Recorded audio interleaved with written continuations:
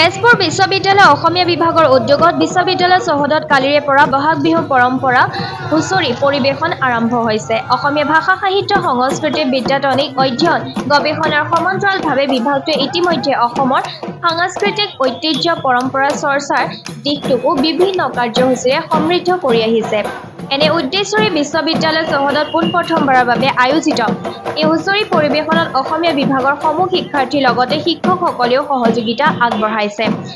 অৰ্ধশতাধিক সদস্যৰে গঠিত হুঁচৰি দলটোৱে কালি বিশ্ববিদ্যালয়ৰ উপাচাৰ্য অধ্যাপক শম্ভুনাথ সিঙৰ আৱাস গৃহত পৰম্পৰাগত হুঁচৰি পৰিৱেশনেৰে এই কাৰ্যসূচী আৰম্ভ কৰে। অসমৰ চহকী সংস্কৃতি এই পৰিৱেশ্য উপস্থাপন দৰ্শন কৰি উপাচাৰ্য সিঙে বিভাগটোৱে লোৱা এনে উদ্যোগৰ শলাগ লয়।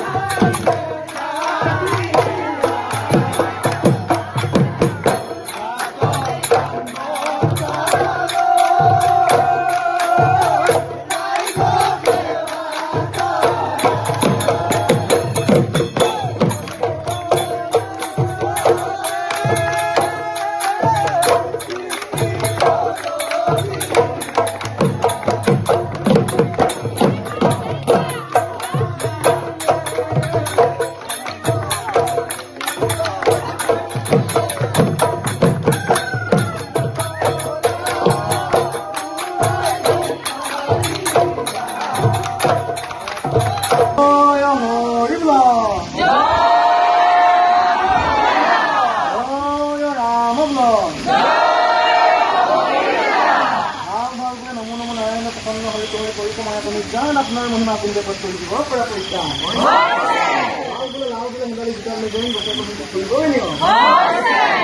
তুমি সন্তুষ্ট কৰিব যে বৈকুণ্ঠৰ দোকান কিছুমান অধীনত আজি আগতে পাছতে মনাগত হৈ পৰিছে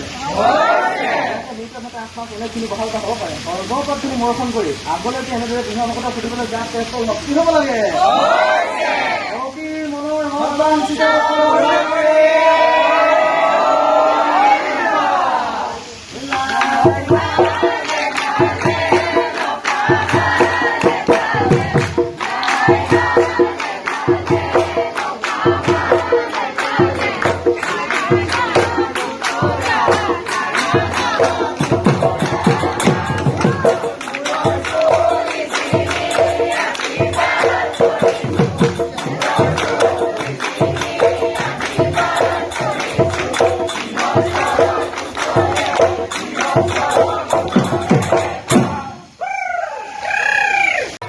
পৰৱৰ্তী সময়ত বিভাগৰ মুৰব্বী অধ্যাপক ডক্টৰ জুৰি দত্তৰ বাসগৃহ চৌহদতো হুঁচৰি পৰিৱেশন কৰা হয়। বিভাগৰ সহযোগী অধ্যাপক ডক্টৰ সুব্ৰত জ্যোতি নেওগ আৰু সহকাৰী অধ্যাপক ডক্টৰ সঞ্জীৱ পাল ডেকাৰ বাসগৃহৰ লগতে বিশ্ববিদ্যালয়ৰ কেইবাগৰাকী শিক্ষাগুৰুৰ বাসগৃহত ৰঙালী বিহুৰে সংগতি ৰাখি এই হুঁচৰি পৰিৱেশন কৰা হয়।